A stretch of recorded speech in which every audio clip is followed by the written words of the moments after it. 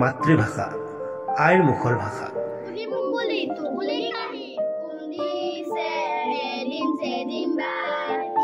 এক মধুৰ উপলব্ধি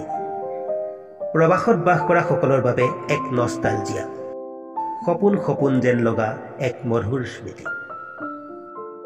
কাৰনো মন নাযায় মাতৃভাষাত দুআষাৰ কথা পাতিবলৈ দুটা শব্দ পঢ়িবলৈ কিন্তু মাতৃভূমিৰ পৰা বহু যোজন দূৰত থাকি কিদৰে পান কৰিব মাতৃভাষাৰ অমীয়া মাদৰি কিদৰে দিব নিজৰ সন্তানক মাতৃভাষাৰ সোৱাদ আপোনাৰ এই আশা পূৰণ কৰিব PGI স্কুল পদ্মেশ্বৰ গগৈ আন্তৰ্জাতিক বিদ্যালয় আপোনাৰ সপোন সাকাৰ কৰাৰ এক নিৰ্ভৰযোগ্য শিক্ষানুষ্ঠান নমস্কাৰ মোৰ নাম আৰোহণ শৰ্মা মই PGI স্কুলত যোৱা 6 মাহৰ পৰা আছো নমস্কাৰ মোৰ নাম লুইস মই জাৰ্মানী নমস্কাৰ মোৰ নাম হিসানো মই জাপানৰ অসম ভূমিৰ পৰা বহু নিলগৰ কানাডাত বাস কৰা ভাষাপ্ৰেমী গীতাশ্ৰী গগৈ আপ্তেৰ একক প্ৰচেষ্টাত গঢ়ি উঠা এক অভূতপূৰ্ব শিক্ষানুষ্ঠান পদ্মেশ্বৰ গগৈ আন্তৰ্জাতিক বিদ্যালয়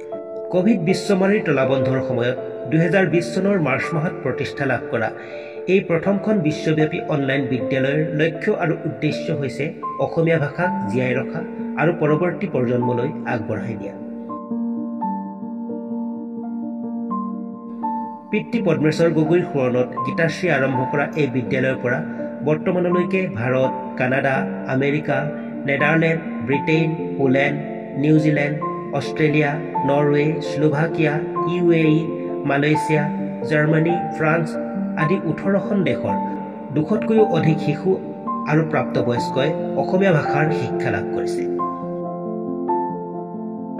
ইয়াত অনলাইন মাধ্যমত আপুনি ঘৰতে বহি আৰামদায়ক পৰিৱেশত পঢ়া লিখা কোৱা কবিতা সংখ্যা আৰু অসমীয়া সংস্কৃতিৰ শিক্ষা লাভ কৰিবলৈ সক্ষম হ'ব এই বিদ্যালয়ৰ সুবিধাসমূহ কথন কোনো লিখিত গৃহকাৰ্য অবিহনে অসমীয়া ভাষা কথনৰ শিক্ষা লাভ কৰিব পঠন আৰু লিখন লিখিত গৃহকাৰ্যৰ জৰিয়তে পঠন আৰু লিখনৰ শিক্ষা লাভ কৰিব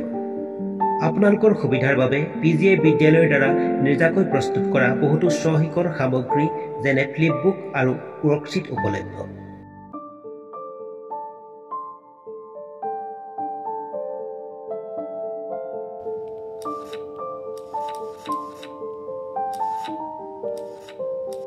লগতে বিভিন্ন বিশেষজ্ঞৰ সৈতে আলোচনা চক্ৰ আদিও সময়ে সময়ে অনুষ্ঠিত কৰা হয়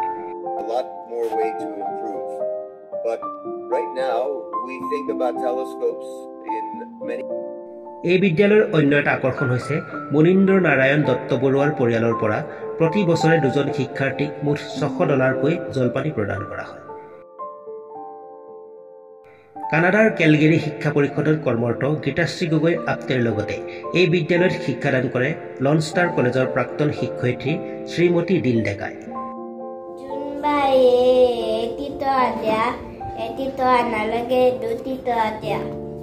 মোৰ নাম হিসানো মই জাপানৰ মই অসমীয়া বোৱাৰী হয় গতিকে আহক আমি অসমীয়া শিকো অসমীয়া শিকাৰ এই নতুন যাত্ৰাৰ আজিয়েই সহযাত্ৰী